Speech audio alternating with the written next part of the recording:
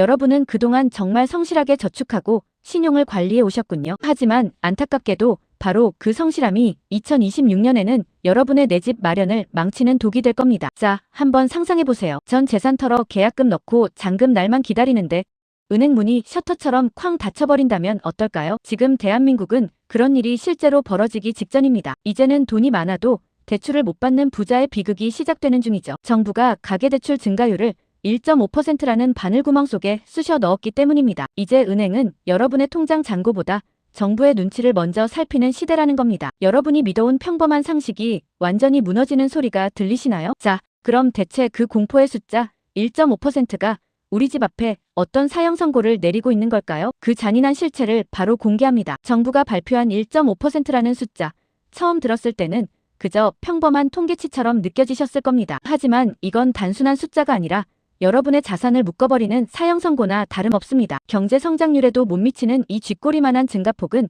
사실상 대출 금지령과 마찬가지이기 때문입니다. 이제 대출은 누구에게나 열린 권리가 아니라 한정된 티켓을 두고 싸워야 하는 잔인한 배급제가 되었습니다. 은행은 더 이상 당신의 상환 능력을 보지 않습니다. 그들이 보는 건 오직 정부가 정해준 좁디 좁은 가이드라인뿐이죠. 내 순번이 오기 전에 은행 곳간이 텅 비어버릴 수도 있다는 공포.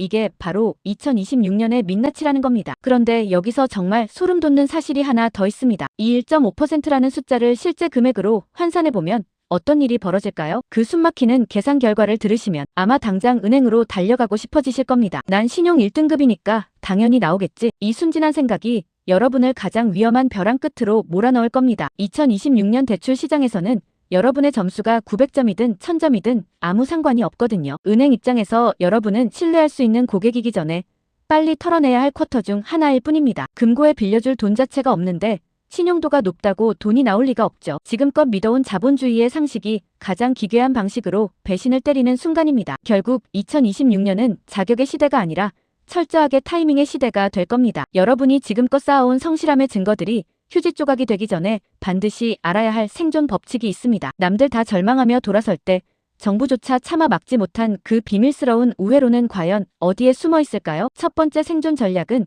역설적이게도 규제의 주범인 정부가 몰래 열어둔 비밀 비상구를 찾는 겁니다. 바로 디딤돌이나 버팀목 같은 정책 금융 상품이죠. 정부가 가계대출을 아무리 조여도 자기들이 직접 만든 서민용 상품까지 완전히 얼려버리지는 못했다는 겁니다. 실제로 이번 1.5% 증가율 제한에서 이런 정책 대출은 예외로 분류될 가능성이 매우 높습니다. 시중은행 대출이 셔터를 내릴 때 유일하게 불이 켜져 있는 창구라는 소리죠. 자격 요건이 까다롭고 절차가 복잡해서 귀찮으신가요? 지금은 그 귀찮음이 여러분의 소중한 계약금을 지켜줄 마지막 방패가 될 겁니다. 남들이 안 된다고 포기할 때 이 비상구부터 두드리는 사람이 결국 집을 차지하는 법입니다. 하지만 이 비상구조차 끝까지 안전하리라는 보장은 없습니다. 아무리 열려있는 문이라도 사람들이 한꺼번에 몰려들면 결국 입구부터 막혀버리기 때문이죠. 그렇다면 그 혼란을 뚫고 가장 먼저 문을 열어젖힐 진짜 무기는 무엇일까요? 두 번째 생존 전략은 바로 상반기 선착순 법칙입니다. 은행원들은 본사가 정해준 연간 한도를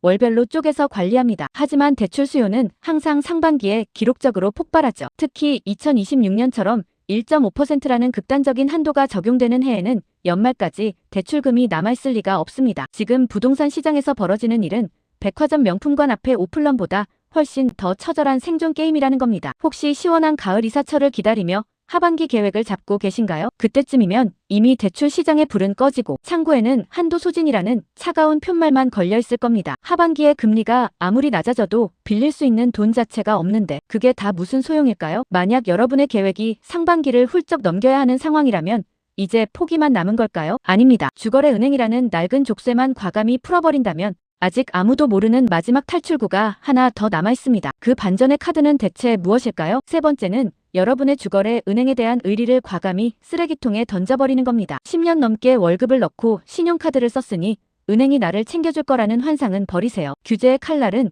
우리가 흔히 아는 5대 시중은행에 가장 날카롭고 깊숙하게 꽂히기 때문입니다. 그들이 쥐고 있는 한정된 대출 쿼터는 이미 누군가를 위한 예약석으로 가득 차 있을지도 모릅니다. 이제는 시야를 넓혀야 할 때라는 겁니다. 평소 쳐다보지도 않았던 지방은행이나 제2금융권이 여러분의 소중한 내 집 마련을 구해줄 마지막 구명보트가 될 수 있습니다. 금리가 0.1% 더 높다고 주저하며 평생의 기회를 날리시겠습니까? 수억 원의 계약금을 날리고 길바닥에 나앉는 공포에 비하면 이자 몇 푼은 아무것도 아니라는 겁니다. 대출 상담사를 통해 실시간으로 자녀, 쿼터를 체크하는 플랜 B를 가진 사람만이 이 전쟁터에서 최종 승자가 됩니다. 자, 이제 모든 무기는 준비되었습니다. 하지만 이 모든 전략을 알고도 누구는 웃고 누구는 눈물을 흘리는 결정적인 차이가 하나 남았습니다. 2026년 대출 전쟁의 마침표를 찍을 최후의 경고는 무엇일까요? 결국 2026년 대출 전쟁의 승자는 돈이 많은 사람이 아닙니다. 정보를 먼저 쥐고 쿼터라는 이름의 번호표를 선점한 사람이라는 겁니다. 남들이 시장 상황이 좋아지길 기다리며 느긋하게 관망할 때